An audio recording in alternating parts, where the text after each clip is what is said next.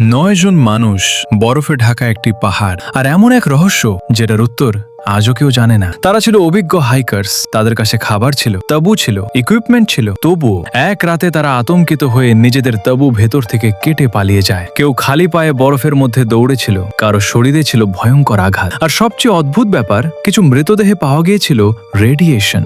ইতিহাস আজ এটাকে চেনে ডিয়াতলভ পাস ইনসিডেন্ট নামে। 1959 সাল, সোভিয়েত ইউনিয়ন। একদল তরুণ হাইকার এবং স্কিয়ার রাশিয়ার ভয়ঙ্কর ইউরাল মাউন্টেন্সে এক্সপেডিশনে বের হয়। দলের লিডার ছিল ইগর ডিয়াতলভ, তাই পরে এই রহস্যের নাম হয় ডিয়াতলভ পাস ইনসিডেন্ট। তারা সবাই এক্সপিরিয়েন্স ট্রাভেলার ছিল। তাদের মিশন ছিল বরফে ঢাকা ডেঞ্জারাস পাহাড় ক্রস করা। যাত্রার শুরুতে সবকিছু স্বাভাবিকই ছিল। তারা ছবি তুলছিল, হাসছিল, ডায়েরি লিখছিল। কেউ কল্পনাও করেনি কয়েকদিনের মধ্যেই তারা সবাই রহস্যজনকভাবে মারা যাবে। ফেব্রুয়ারির 1 তারিখ দলটি পৌঁছায় এক ভয়ঙ্কর পাহাড়ি এলাকায়। সেই রাতে তারা স্লোপের ওপর টেন্ট তৈরি করে। বাইরে তুষার ঝড় বাড়ছিল, তাপমাত্রা নেমে যায় -30 ডিগ্রির কাছাকাছি। এরপর কিছু একটা ঘটে, ভয়ঙ্কর কিছু। কারণ ইনভেস্টিগেটরস পরে দেখতে পায় টেন্টটি ভেতর থেকে কাটা ছিল। মানে তারা প্যানিক হয়ে ভেতর থেকেই পালানোর চেষ্টা করেছিল। কিন্তু কেন? কি এমন হয়েছিল যে ট্রেন্ড হাইকার্সরা রাতের অন্ধকারে বরফের মধ্যে খালি পায়ে দৌড়েছিল?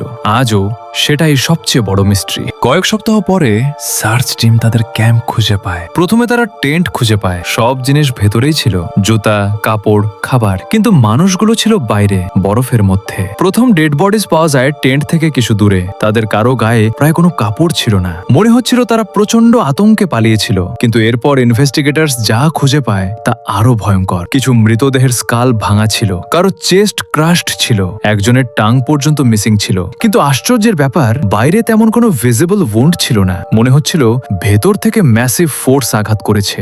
ঘটনার পরে অনেক থিওরি সামনে আসে। কেউ বলে এটা অ্যাভালাঞ্চ ছিল, কিন্তু সমস্যা হলো সেখানে অ্যাভালাঞ্চের ক্লিয়ার এভিডেন্স পাওয়া যায়নি।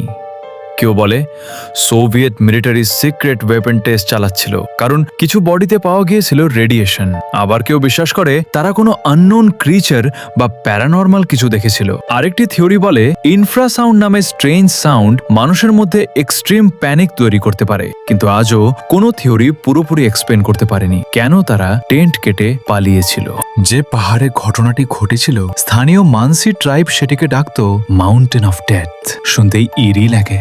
আজও সেই জায়গায় গেলে মানুষ অদ্ভুত ফিলিং ডিসক্রাইব করে। বরফে ঢাকা নীরব পাহাড়, ভয়ঙ্কর ঠান্ডা, আর এক অজানা আতঙ্ক, যেন পাহাড়টি এখনো সেই রাতের রহস্য লুকিয়ে রেখেছে।